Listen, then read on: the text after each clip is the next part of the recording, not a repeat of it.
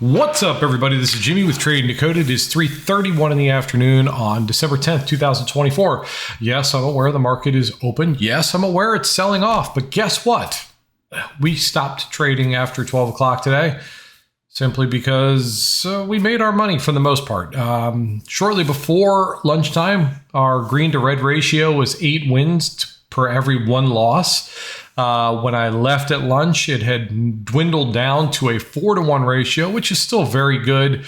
But I know of several people who took a second trade because they wanted to make more, only to turn their green day red, or some people making their green day less green, because the more trades you take, especially until you've learned how to have a winning percentage higher than a losing one, means it will make more money, right?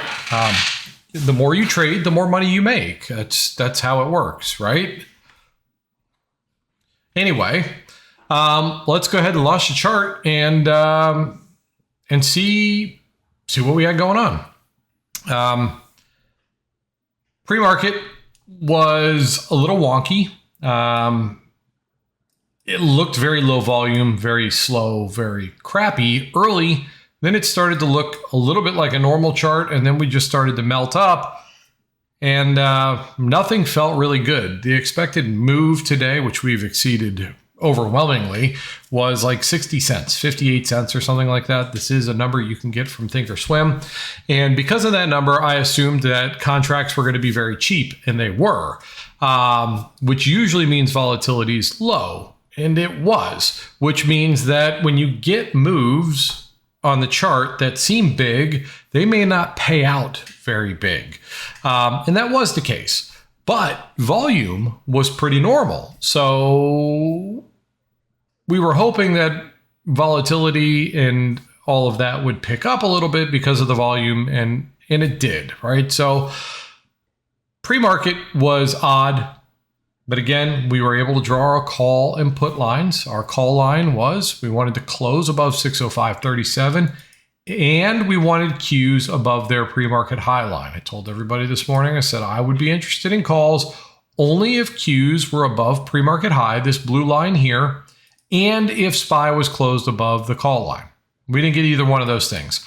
Our put line was if we can get back below our SPY, what we had at the time, our SPY pre-market high line, which is right here, and hoping to at least make it down to fill this gap, which would have been very close to our pre-market low line. The problem was it happened so fast, and I was actually prepared for calls because we were putting in higher lows leading into the open, so I couldn't switch over to puts fast enough. During our charting session this morning, I told everybody, if we happen to get down here and I'm not in puts yet, I would not buy them until we got through this tight area of triple support. Okay? So this in conjunction with this, which is a massive dump on ADD, and Qs printing red, had me believing, hey, maybe this higher low thing, I'm glad we waited. We didn't get a candle close above the call line. ADD would have kept us out of calls, probably, because you don't want to see a sell-off like that on the small caps when you're trying to play to the upside. Sometimes it works out, but everything opened and started to print red right off the bat. So we closed below the SPY line and made it abundantly clear, guys, if we could get below 604.70, I'd be hoping for that move down to 604.40. Nice 30-cent move. Let's go. Also, at the same time, Qs, in conjunction with ADD, printing red candles, was pulling back to a resistance. That is their pre-market midline. Now, because we can't see the future, I was hoping this was going to stay a lower high and that we would continue down on the Qs. Obviously, that did not happen. And thankfully, for me and the several people that were in puts at this time, Qs was not strong enough, even though it started to trend up, to overpower the strength of the small caps pulling SPY down. So because Qs were going the opposite way and SPY was then just because Qs and ADD were going in two different directions, ADD at a more aggressive pace, it kept SPY coming down, which was good for us. As we got to this line down here, we suggest, as we usually do, to take profits. Now, ADD was still printing red. And I said to people, guys, if you're going to hold on to these puts, please, please, please consider getting yourself out of the trade if the Qs get above this resistance that is their pre-market high. Okay? Because I believed that if we can get through that pre-market high that we had there, that it was going to comfortably move up to the next line. And it did, because there's a lot of selling pressure that kept us from moving up. So when we cross that line of sellers, we turn them into buyers. Buyers are going to push us up to the next line of resistance, which was this orange line, and it breezed right through it. That orange line came from a previous trading day's resistance. And the following orange line was a 50% retracement between resistance A and resistance B. And if you want to question whether those 50% levels work, well, here you go. I mean, that stopped it instantly when it hit it. But aside from all that, because we had talked about the idea that if the Qs can get above the pre-market high line, we'd want to be, or I'd want to be looking and being interested in calls. I'd also like ADD to stop moving down. So what changed in order for us to going from puts when we took them into calls? Well, several things changed. Number one, SPY was struggling to move lower. And every time we got down here, I told everybody, guys, SPY is struggling to move lower. If you're still in your puts, please at least put a stop loss somewhere down here in profit so that if it does rotate up, you don't get stuck, or you could take your profit down here while we're on this support level that did not exist, created it, take your profits, okay? But don't buy the bottom. Why not buy the bottom? Because Qs was going the wrong way. Qs was going up. Can't fight against the Qs. If you do, don't do it for very long because it usually doesn't work, okay? Now, Qs get above their next line of resistance up. And I told everybody, guys, because ADD was still printing red, probably should hold off on calls because the Qs did cross the line. We wanted them above, but nothing else is telling us it's time to go up. However, if the Qs cross 524.08, I'd be very interested in that 80-cent move up to the next line. And at that very moment, at 9:42, for the first time since the market opened, we saw this green starting. Now, I didn't know if it was going to be a big green. I didn't know it was going to be the start or the bottom of this move down. I had no idea. But it was the first time. And look at these ADD candles, guys. Do you see a single wick on the bottom of any one of those candles? No, you don't. What does that mean? That means there was zero attempt for any sort of buying during this move down taking place on this particular chart. The very first candle that has a wick on it, we tell everybody, guys, this candle is starting out green. There's a little bit of a wick down here. It might be starting to slow down, meaning the move down might be slowing down. So again, let's see what happens if the Qs can get above their line of resistance. We'd have an 80-cent move before we reach our next resistance. So ADD not only printed green here, Qs closed above. You can wait for a close at 9:42. ADD starting to hint at the possibility of ADD not moving down. See, that was the caveat. I said, guys, we don't need ADD to be printing up. We just need it to stop moving down, because if ADD starts moving sideways and Qs are moving up, SPY is going to follow the one that's moving. But when you've got ADD aggressively going down and Qs trying to go up, SPY tends to struggle with picking a direction. Okay, so now we had Qs moving up, breaking resistances, and ADD slowing down its move to the downside, ultimately turning into sideways movement that ended up being the start of a V-shaped recovery. Okay, so this was the start of where we were interested in considering calls.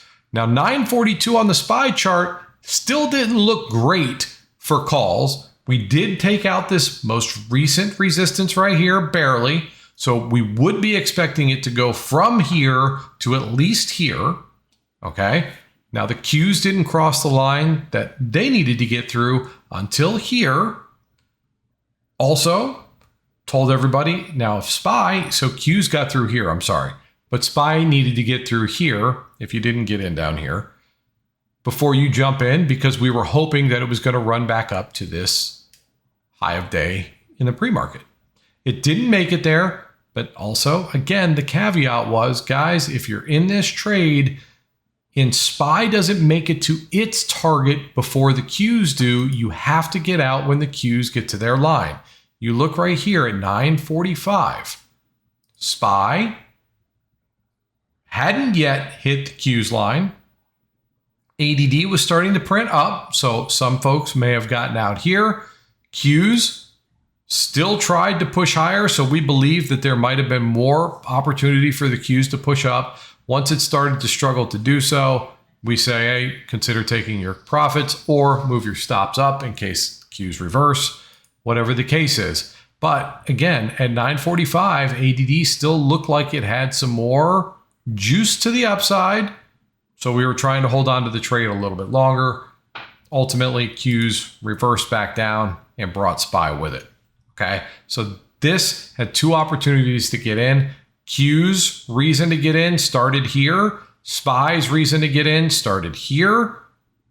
This resistance up here was a resistance on SPY and a resistance on Q's. Okay, so it's worth noting that when SPY and Q's hit a level of support or resistance at the same time, think of it as a doubly strong level. Okay, respect that. Respect that. If we were at resistance on SPY and Q's was stuck in between a level of support and resistance with more room to go, hold on to the trade, because if Q's continues up, let's say it closed above this line and we're hoping it continues up, if it does that, SPY is going to get through its resistance as well. Okay.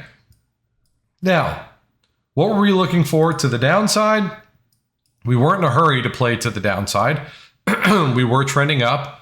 This was really ugly price action in here. I know it looks like it doesn't look clean. I don't know who I'm fooling. This does not look clean at all. But at this point in time, let's see what was going on. So at 1049, ADD was still moving up, which was making puts a little bit questionable. But we had come to determine that Q's was finally taking control over SPY again, which was, it's always nice, right? Usually the Qs and SPY go with each other and ADD seems to be the outlier. Now this month so far has been weird. Low volume, disconnected from each other, just seems odd. So the question is, where's Santa? We're supposed to be rallying in December, right? And I think that mentality is kind of screwing a lot of people up as well. Because if you are of the belief that, historically speaking, Decembers are usually pretty good, this one's not so much so far. Is the chart moving? Yes. Is it moving like it normally does? No. Is it moving in the direction that it normally does historically? No. And at the same time, we're lacking volume, at least in the beginning of these days. It's weird. But at the same time, maybe the Santa rally was the entire year, since SPY is up almost 30% on the year, which is also not normal. But anyway,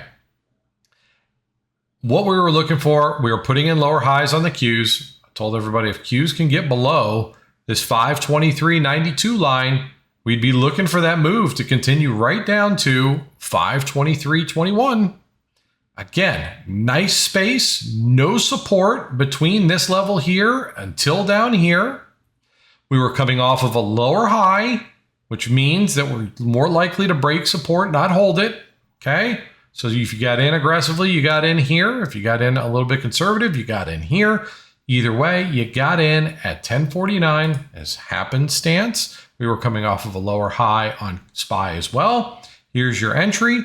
We played it down to support on the Qs, which was right here. Okay.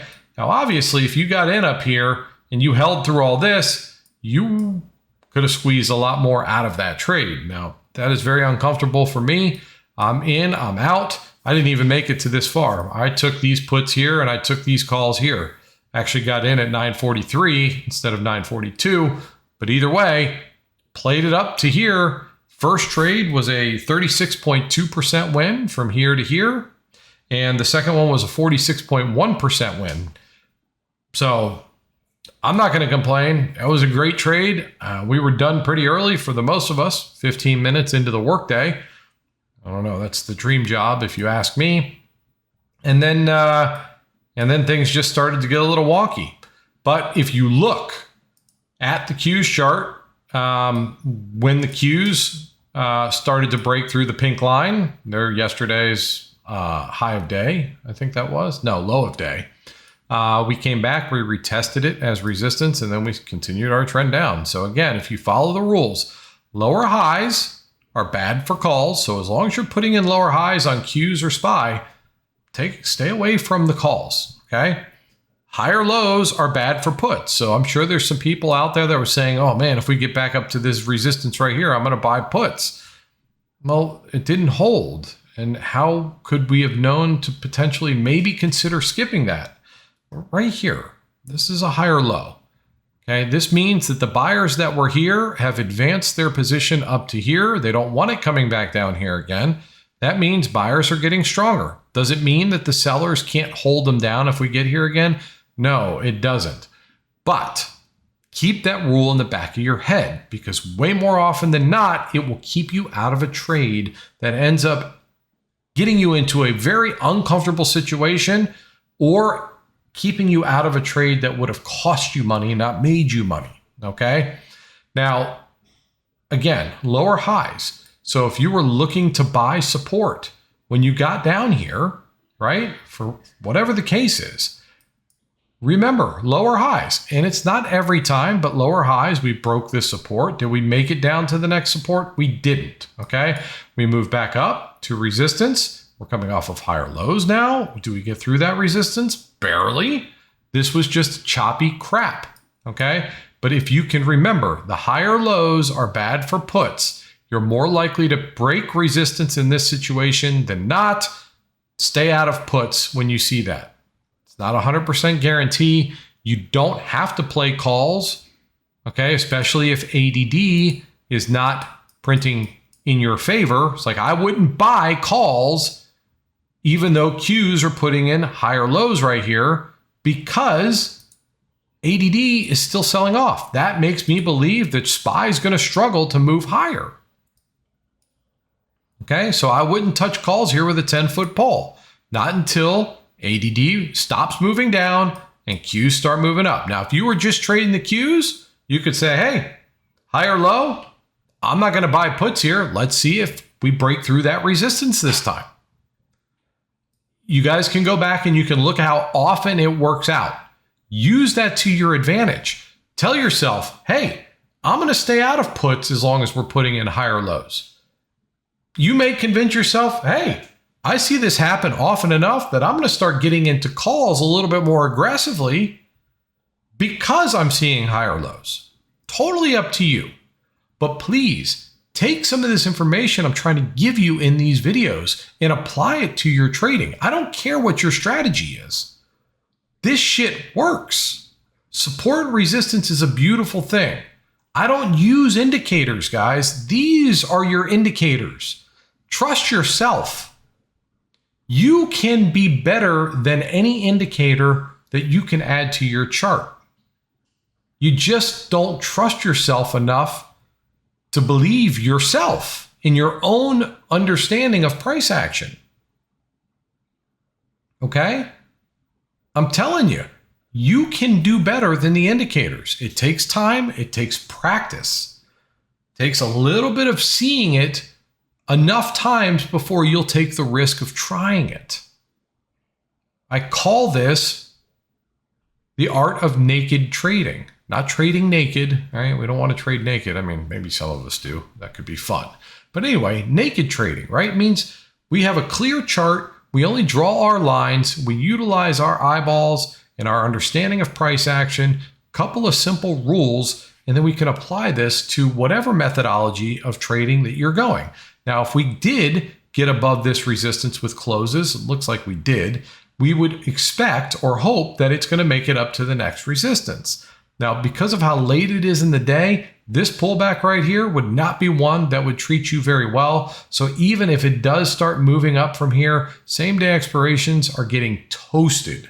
Now, again, I'm referring to the Qs chart, even though we're not trading the Qs, but I'm just trying to show you the patterns, okay, that we look for.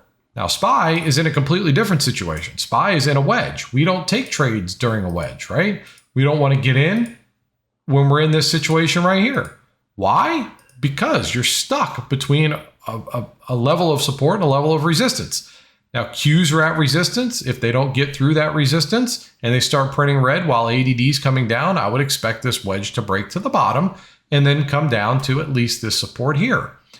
Is it going to happen? I don't know. We've been selling off for quite some time, but that would be what we would be expecting and what we'd be hoping to happen. But if the Qs and ADD are not moving in the same direction at the same time, it's tough for SPY to pick a direction. You have to know which one is controlling SPY if you're only going to take a trade based on one of these charts. Okay, I would prefer that Qs and ADD are moving in the same direction at the same time, because it basically makes it almost impossible for SPY to go the other way. All right, so with that, we're going to wrap this up. If you found any useful information in this video, please like, share, and subscribe. If you'd like to join our Discord community, we'd love to have you. There is a link down below, and your first week is completely for free. We are nearing the end of the year. We're going to have some changes coming up come January that will make it a little bit less expensive on the monthly front for my month-to-month users. Right now, it's $100 a month. But barring a vote we're putting up in the community, which I am certain is going to pass, the new price is going to come down to $65 a month. The annual will still be the equivalent of $50 a month. So if you're waiting for it to get a little bit less expensive, January is going to be your time. We've got a book coming out at the end of this year or the beginning of January. I'm not sure how fast it'll be completed, but we're working on that, which is going over all of our rules, what we're looking for, and all that fun stuff. So you may be interested in that as well. With that said, I hope you all had a fantastic day today. Till tomorrow, I love you guys.